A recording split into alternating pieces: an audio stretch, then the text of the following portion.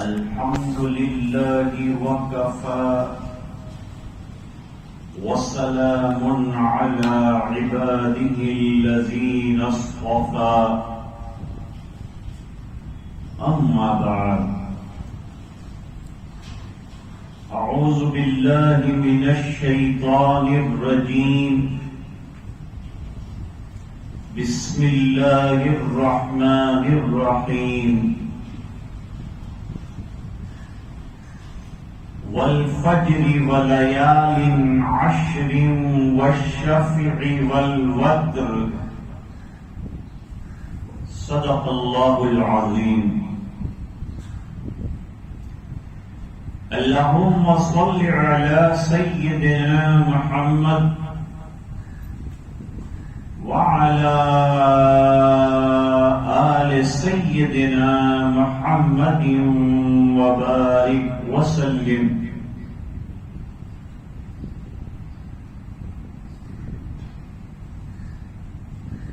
ابھی ہمارے مؤذن صاحب نے اذان کہی.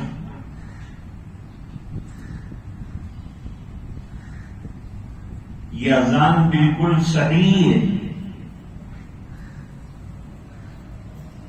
صحیح اذان دی. نہ بالکل اختصار سے کام لیا، نہ غیر ضروری کھینچ کھانچ کی.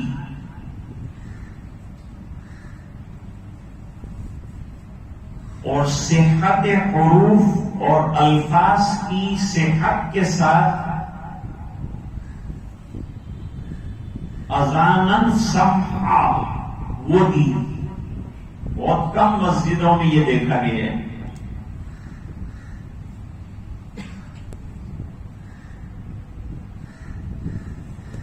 کچھ مساجد میں اذان سے پہلے کچھ کلمات پڑھے جاتے ہیں، وہ بھی کافی وقت لے لیتے ہیں. پھر اذان کے بعد اذان کی دعا بھی مائک میں پڑھتے ہیں، حالانکہ وہ بعد میں بھی پڑھ سکتے ہیں اور بغیر مائک کے بھی پڑھ سکتے ہیں. اس سے ٹائم زیادہ ہو جاتا ہے، اس سے لوگوں کو اعتراض ہوتا ہے. ہم لوگ جو اذانیں کہتے ہیں اس میں لوگوں کو اعتراض نہیں ہوتا، کیونکہ اللہ اکبر لا الہ الا اللہ مسئلہ ختم. حضرت عمر ابن عبدالعزیز رحمۃ اللہ علیہ کی مسجد میں ایک مؤذن بہت طول و طویل اور غیر عربی لہجے میں مدات کی زیادتی کے ساتھ اذان دیتا تھا. تو حضرت عمر ابن عبدالعزیز رحمۃ اللہ علیہ نے اس کو وارننگ دیا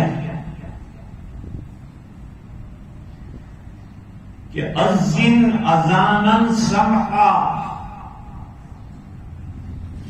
سیدھی سادھی اذان دے، اور اگر رہنا ہو تو یہاں اس طرح اذان دے کر رہے، ورنہ چلتا بن.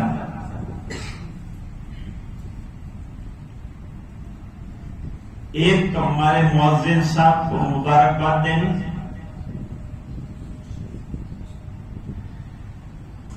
دوسری بات یہ کہ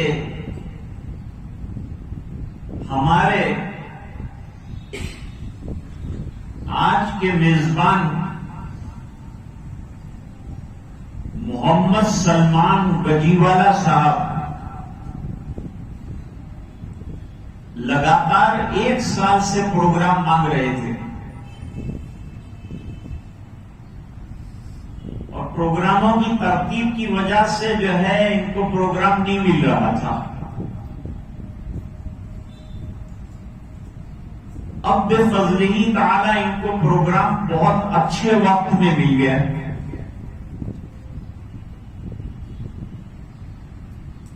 آج جو ہے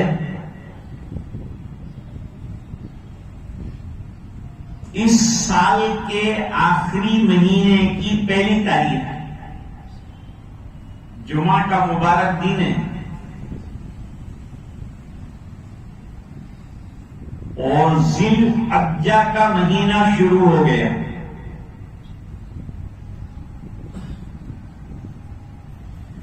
کل چاند ہمارے اطراف میں تو نظر نہیں آئے، لیکن ملک کے مختلف صوبوں کے اندر نظر آیا. ان کی گواہیوں پر اتفاق کر کے چاند کمیٹی نے رویت ہلال کا فیصلہ کیا.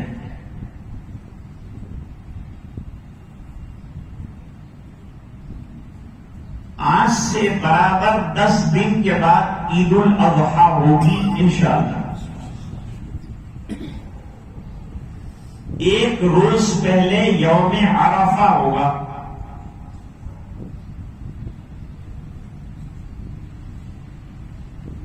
یہ مہینہ جس کو ذو الحجہ یا ذی الحجہ کہتے ہیں،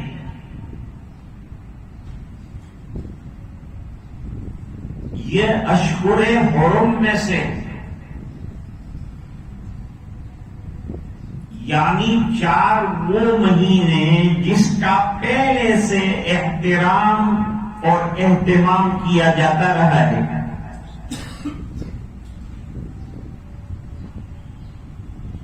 وہ 4 مہینوں میں ذی القعدہ، ذی الحجہ اور محرم الحرام، یہ 3 مہینے لگاتار ہیں. اور چوتھا مہینہ ذرا الگ پڑ جا رہا ہے، وہ رجب کا مہینہ ہے. اس میں اکثر لوگ عمرے کے لیے عرب والے جاتے تھے، تو اس کو اشہر حرم کے اندر داخل کیا. اشہر حرم کے معنی احترام والے مہینے، جس کا احترام زمانہ جاہلیت میں بھی کیا جاتا تھا، اب بھی کیا جاتا ہے.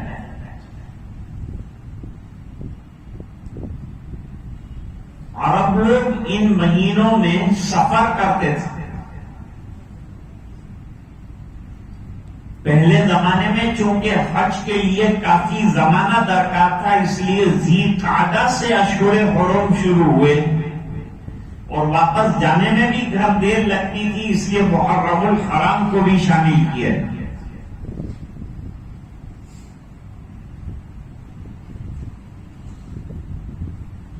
اور آج بھی الحمدللہ اس کا احترام، اس کے اندر لڑائی، ایک دوسرے پر حملہ، یہ تمام چیزیں منع ہیں. پہلے سے یہ چلا رہا تھا. اب تو وہ حکم تو باقی نہیں رہا، لیکن احترام ان مہینوں کا ابھی بھی برقرار ہے. یاد رکھنا چاہیے کہ اسلامی کیلنڈر کے اعتبار سے جو 12 مہینے ہیں، ان میں آخری مہینہ ذو الحجہ ہے. اس کو ذو الحجہ اس بنا پر کہتے ہیں کہ اسی مہینے میں حج بھی کیا جاتا ہے، اس لیے اس کو ذو الحجہ بھی کہتے ہیں. حضور پاک صلی اللہ علیہ وسلم نے حج کی فرضیت کے بعد ایک حج اور 4 عمرے فرمائے ہیں. اس کو حضرت امام بخاری رحمۃ اللہ علیہ نے اپنی کتاب جامع میں نقل فرمائے.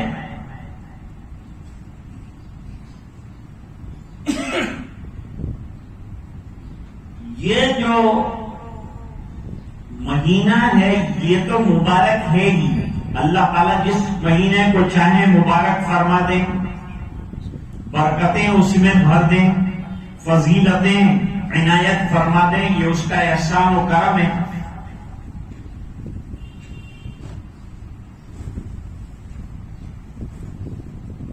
جیسے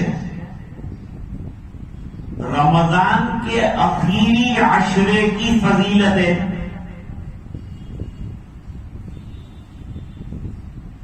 رمضان کا آخری عشرہ یعنی 21 رمضان سے لے کر 30 تک، اس میں 27 بھی آ گئی اور طاق راتیں بھی آ گئی.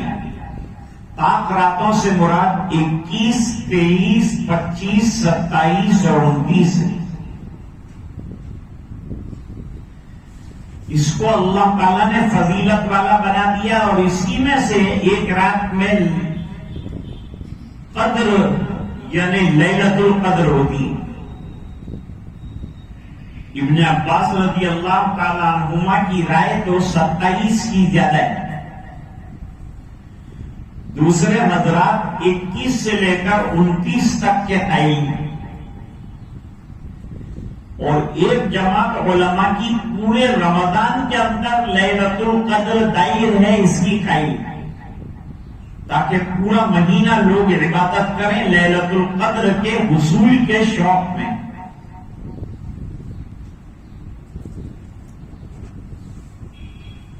روایتوں میں آتا ہے کہ 4 راتیں اس میں جو دعائیں کی جاتی ہے اللہ تعالیٰ رد نہیں فرماتا. نمبر 1، رجب کی پہلی رات، اس میں جو دعائیں کی جاتی ہے اللہ تعالیٰ قبول فرماتے ہیں. نمبر 2، جمعہ کی رات، اس میں دعائیں قبول ہوتی ہیں. نمبر 3، شب برات یعنی 15ویں شعبان کی رات، اس میں بھی دعائیں قبول ہوتی ہیں. اور چوتھا، عیدین کی راتیں، عید الاضحیٰ اور عید الفطر کی رات میں بھی عبادت کرنا چاہیے اور دعائیں کرنا چاہیے، یہ قبول ہوتی ہے.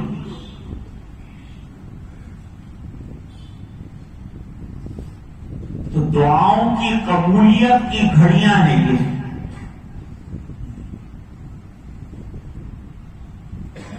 ذی الحجہ اسلامی کیلنڈر کا آخری مہینہ ہے اور محرم الحرام اسلامی کیلنڈر کا پہلا مہینہ ہے. افسوس اس بات کا ہے کہ مسلمان اسلامی تاریخوں سے کم واقف رہتے ہیں،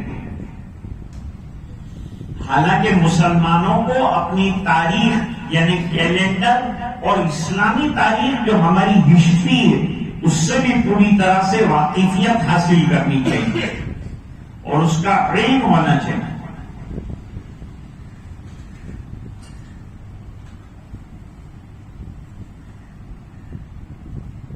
یہ مہینہ تو مبارک ہے ہی، لیکن اس کا پہلا عشرہ یعنی پہلے 10 دن یہ بڑے مبارک ہیں.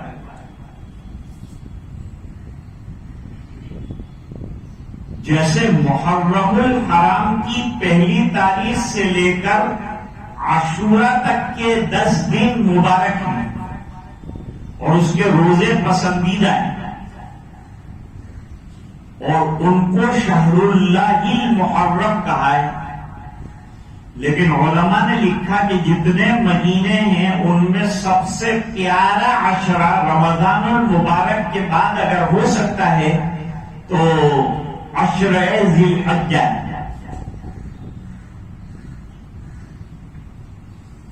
اس میں کئی اعمال پسندیدہ ہیں جو انجام دے رہے ہیں. اللہ تعالیٰ نے قرآن کریم میں فرمایا وَالْفَجْرِ وَلَيَالٍ عَشْرٍ، فجر کی قسم اور 10 راتوں کی قسم اور جفت رات کی قسم اور طاق کی قسم. قسم اللہ تعالیٰ کیوں کھاتے ہیں؟ تاکہ اس زمانے کی عظمت ذہن میں بیٹھ جائے، تاکہ بندے عبادتوں کی طرف اور اللہ کی یاد کی طرف متوجہ رہیں.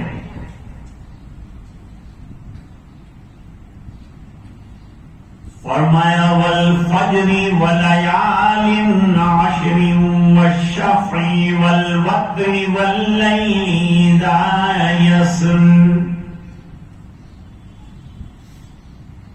فجر سے مراد یوم نحر کی فجر ہے، یعنی 10ویں ذی الحجہ مراد ہے. حج کے ایام کب سے شروع ہوتے ہیں؟ بہت احتیاط سے ہم دیکھیں تو 7 تاریخ ذی الحجہ کی وہاں سے شروع ہوتے ہیں اور 12 تاریخ کو ختم ہو جاتا ہے. حج 5 دنوں کا صرف ہوتا ہے، بڑی اہم عبادت ہے، اور جن کے پاس استعداد مالی، امن و امان، جانے آنے کا توشہ ہے، ان کو چاہیے کہ حج فرض جلدی سے جلدی ادا کریں، دیر نہ لگائیں.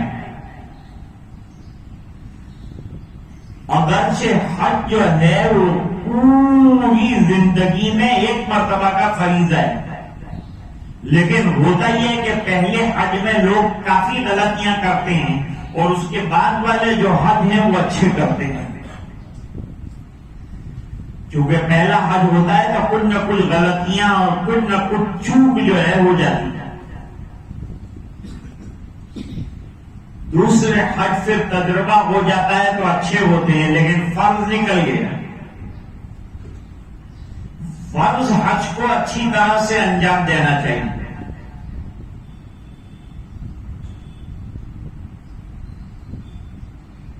ساتویں تاریخ کو تیاری کی جاتی ہے، 8ویں تاریخ کو یوم ترویہ کہتے ہیں، یعنی اونٹوں کو پانی پلا کر، چارہ کھلا کر اب 5 دنوں کے سفر کے لیے تیار کیا جاتا ہے. اور 8ویں تاریخ کی ظہر سے لے کر 9ویں تاریخ کی فجر تک مینا کے اندر 5 نمازیں ادا کرنی ہیں. لیکن آج کل ٹور والے جو ہے رات ہی کو 8 کی رات کو ہی لے جاتے ہیں اور فجر کی نماز یہاں مسنون طریقہ جو ہے اس کے مطابق ادا نہیں کرنے دیتے، تو مجبوری. کوشش کرنا چاہیے کہ فجر کی نماز بھی یہاں ادا کرے، پھر جو ہے آفتاب کے طلوع ہونے کے بعد تیاری کرے اور زوال سے پہلے پہلے میدان عرفات میں پہنچ جائے. آج پوری دنیا کا اجتماع ہے، سب کا یونیفارم ایک ہے. حدیثوں میں فرمایا کہ یوم عرفہ میں شیطان سب سے زیادہ پریشان ہوتا ہے اور سر پر مٹی ڈالتا ہے کہ آج اللہ کے بندوں کی دعائیں قبول ہوں گی، یہ استغفار کریں گے، روئیں گے، مانگیں گے، اور اللہ تعالیٰ میں نے اتنی ان سے غلطیاں کروائی، گناہ کروائے، وہ سب جو ہے معاف کروا لیں گے. تو ایمان والوں کے لیے انتہائی خوش ہونے کا دن ہے، تو شیطان کے لیے انتہائی پریشانی کا دن ہے.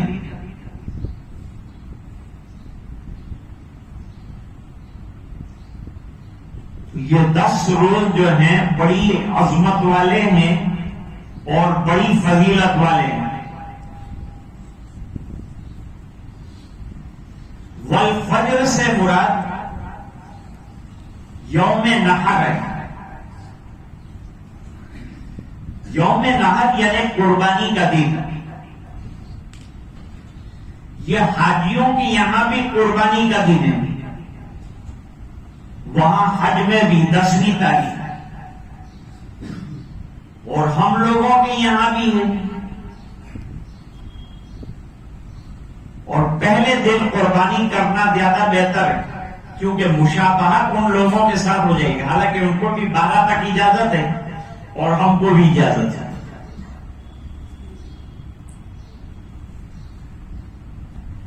حضرت عبداللہ ابن عباس رضی اللہ تعالیٰ عنہما کی روایت ہے کہ اللہ تعالیٰ کے نزدیک یہ 10 دنوں میں کوئی عبادت کرے اس سے زیادہ پسندیدہ اور کوئی دن میں عبادت کرنا نہیں، یہاں تک کہ جہاد جو افضل عمل ہے اس سے بھی زیادہ اس میں جو عمل کیے جائیں وہ اللہ کو پسندیدہ ہے۔ کوئی بھی عمل کرے، کوئی عمل کا مطلب یہ ہے کہ اچھا عمل،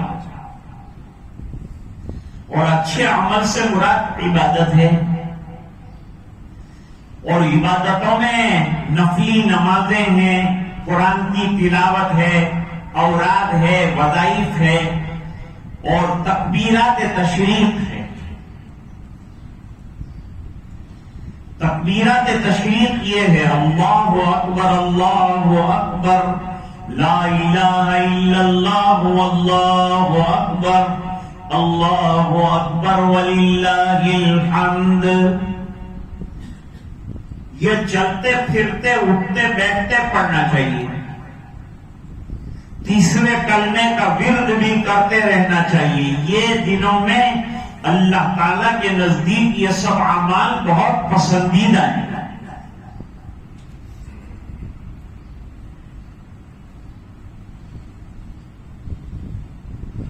چنانچہ جب پوچھا گیا کہ جہاد سے بھی اچھا ہے، فرمایا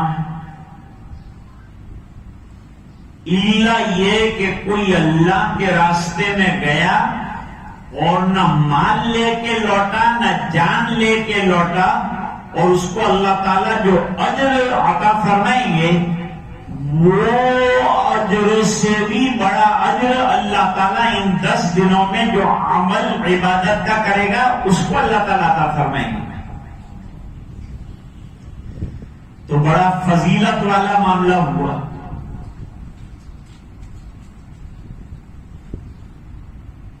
تکبیرات تشریق کے ویسے جو دن ہے وہ 9 تاریخ یوم عرفہ، یہ بڑا مبارک دن ہے اور حاجیوں کے حج کے کمپلیٹ ہونے کا دن ہے۔ عرفات کے میدان میں آج پورے عالم کے حاجی جو ہیں وہ جمع ہوں گے 9 تاریخ کو، لیکن اب سب جو لوگ نہیں جا سکے وہ کیا کریں؟ فرمایا وہ یوم عرفہ کا روزہ رکھیں۔ ابو ہریرہ رضی اللہ تعالیٰ عنہ کی حدیث ہے کہ یہ 9 دن کے جو روزے ہیں ان میں سے ہر روزے کا ثواب 1 سال روزے رکھنے کے برابر ہے۔ 1 سال کا روزے کا ثواب اللہ تعالیٰ ایک روزے پر یہ عشرے والے میں عطا فرماتے ہیں۔ 10ویں تاریخ کو روزہ نہیں رکھ سکتے، وہ عید کا دن ہے، اس میں اللہ کی طرف سے ضیافت ملی اور اللہ کی ضیافت کو قبول کرنا پڑے گا۔ اللہ میزبان، ہم اللہ کے مہمان، تو وہ ضیافت کو فرمایا قبول کرو۔ 9ویں تاریخ کی فجر سے لے کر 13ویں تاریخ کی عصر تک ہر نماز کے بعد، فرض نماز کے بعد تکبیر تشریق کہنا ہے، چاہے نماز قضا ہو جائے چاہے ادا کریں۔ عورتیں آہستہ تکبیرات تشریق کہیں گھر میں نمازوں کے بعد، اور مرد زور سے کہیں۔ یہ تکبیر تشریق کیا ہے؟ جب حضرت ابراہیم علیہ السلام نے حضرت اسماعیل علیہ السلام کو لٹایا اور اللہ تعالی کی طرف سے جو ذبح کیے جانے کا خواب کے اندر حکم دیا گیا تھا، نبی کا خواب وہی ہوتا ہے، تو بڑی زور سے چھری چلا رہے تھے ابراہیم علیہ السلام اللہ کا حکم پورا کرنے کے لیے، اور حضرت جبریل علیہ السلام مینڈا لے کر آ گئے اور حضرت ابراہیم علیہ السلام کی عجلت کو دیکھ کر حضرت جبریل علیہ السلام نے فرمایا اللہ اکبر اللہ اکبر. حضرت ابراہیم علیہ السلام نے نگاہ بلند فرمائی, دیکھا میدان لے کر حضرت جبریل علیہ السلام آئے تو انہوں نے فرمایا لا الہ الا اللہ واللہ اکبر. یہ مقولہ حضرت ابراہیم علیہ السلام کا. جب حضرت اسماعیل علیہ السلام نے دیکھا کہ معاملہ کچھ اور ہی ہو گیا ہے اور میری قربانی کی جگہ دمبا بھیجا گیا ہے, انہوں نے کہا اللہ اکبر وللہ الحمد. یہ تین بزرگ شخصیات کے کلمات ہیں جن کو کہنا ہے, جن کا نام تکبیرات تشریق رکھا ہے.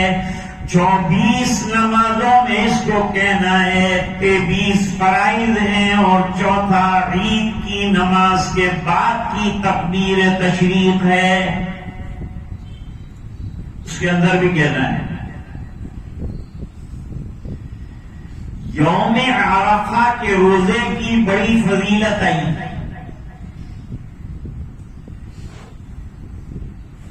یوم عرفہ 9ویں تاریخ کو کہتے ہیں, جس دن سے ہم کو تکبیر تشریق شروع کرنی ہے. حدیث شریف میں فرمایا اس دن کا روزہ آئندہ سال اور گزشتہ سال کے گناہوں کا کفارہ بنے گا. 2 سال کے گناہ معاف کروانے میں, گناہوں سے چھوٹے گناہ مراد. تو کوشش کرنا چاہیے کہ یہ فضیلت حاصل ہو. جن کو کوئی عذر اور تکلیف نہ ہو وہ یہ روزہ رکھیں. قربانی ایک نہایت پسندیدہ عمل ہے, اور جن حضرات نے قربانی صاحب نصاب پر قربانی لازم ہے اور ہر صاحب نصاب پر قربانی واجب ہے, حنفیہ کے یہاں.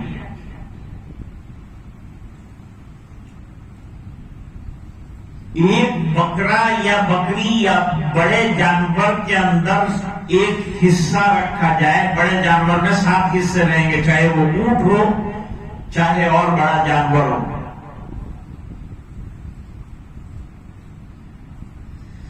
جن حضرات کو قربانی کرنی ہے وہ قربانی کا ارادہ رکھنے والے پہلے ذی الحجہ یعنی چاند نظر آنے سے لے کر قربانی کرنے تک ناخن نہ تراشیں اور حجامت نہ بنوائیں.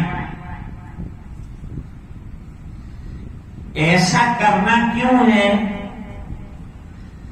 ایسا کرنا اس بنا پر ہے کہ یہ مشابہت اختیار کرنا ہے وہ حاجیوں کے ساتھ. حاجیوں پر اور بھی پابندیاں ہیں. احرام کے اندر سلا ہوا کپڑا نہیں پہن سکتے, بال نہیں کاٹ سکتے, ناخن نہیں تراش سکتے, خوشبو نہیں لگا سکتے, خوشبو والی چیز نہیں کھا سکتے. لیکن ہم کو وہ تمام پابندیاں نہیں دی. ان کی ہلکی مشابہت میں اتنا کہا کہ حجامت نہ بنائیں, ناخن نہ تراشیں. لیکن ایک مسئلہ ہے, اگر کسی شخص نے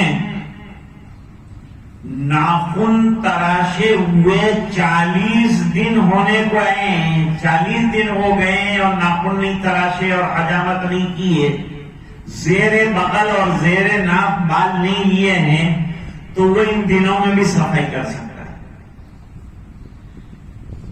ورنہ اگر کاٹ چکا ہے پہلے سے تو اب چند دن اس کی پابندی کر لیں. یہ حکم اگرچہ مستحب ہے لیکن سال میں 1 مرتبہ آتا ہے, اور حاجیوں کی مشابہت پر اللہ تعالیٰ جو رحمتیں حاجیوں کو عنایت فرماتے ہیں وہ ہم کو بھی عطا فرمائیں گے. اتنی بڑی نعمت اللہ تعالیٰ عطا فرماتے ہیں, ہم محروم کیوں رہیں؟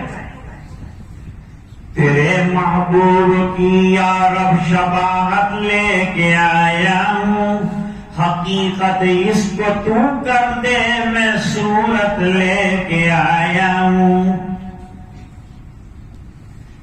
اور یہ اللہ تعالیٰ کا کرم ہے کہ وہاں حاجی اتنی محنت کرتا ہے جب دیتے ہیں، یہاں بغیر محنت کے اتنا تھوڑی مشابہت کرنے پر بھی دیتے ہیں۔ رحمت حق بہا نمی جویت، بہا نمی جویت، اللہ کی رحمتیں بہانہ تلاش کرتی ہیں، ان کی یہاں کوانٹیٹی نہیں دیکھی جاتی، بہت بڑا اثاثہ نہیں دیکھا جاتا، ان کی یہاں تو ہمارا خلوص دیکھا جاتا ہے۔ اس لیے قربانی کے موقع پر فرمایا لَن يَنَالَ اللَّهَ لُحُومُهَا وَلَا دِمَاؤُهَا وَلَٰكِن يَنَالُهُ التَّقْوَىٰ مِنكُمْ۔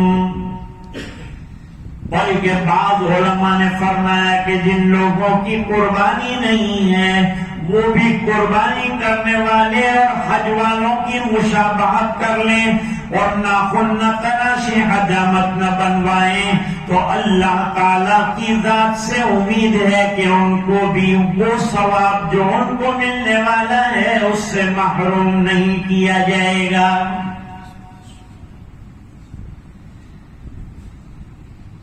تو عبادت کرنا، قربانی کرنے والوں کا ناخن نہ تراشنا، بال نہ کاٹنا،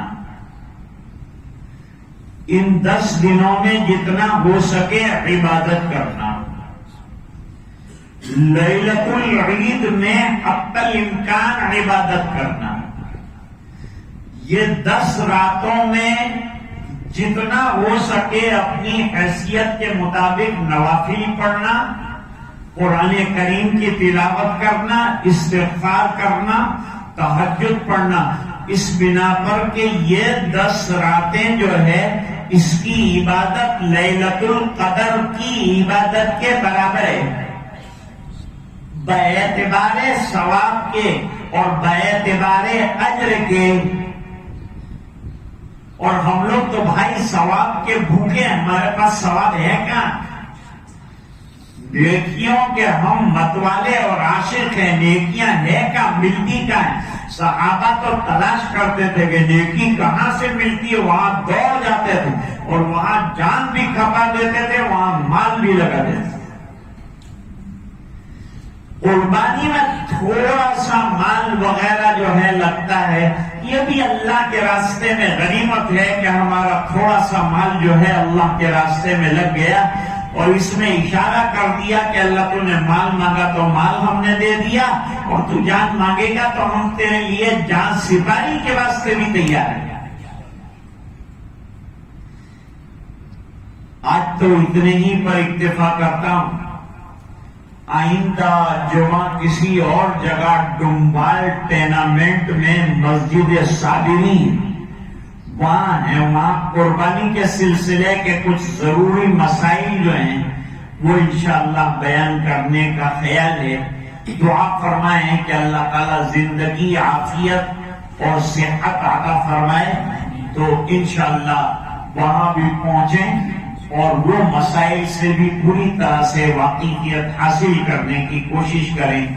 آج میرے ذہن میں جتنی باتیں یاد آئی اللہ کی طرف سے وہ آپ کی خدمت میں نے پیش کی ہے۔